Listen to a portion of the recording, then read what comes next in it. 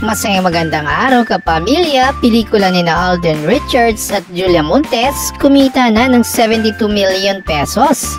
Kapamilya, ngayong araw, November 14, 2023, ay proud at nagpasalamat ang GMA Pictures sa mga nanood ng kanilang pelikula na 5 Breakups and a Romance na pinagbidaan ng kapuso star Alden Richards at kapamilya star Julia Montes. Umabot na kasi sa 72 million pesos ang gross sales ng kanilang pelikula na ipinalabas sa mga sinehan noong October 18.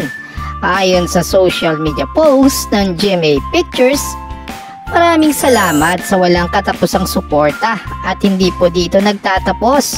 Nasa 5th week na tayo sa mga sinehan sa Pilipinas at magkakaroon din tayo ng international screenings. Abangan ang susunod na mga announcements. Congrats kapamilya Julia at kapuso Alden. Anong sa inyo kapamilya at kapuso?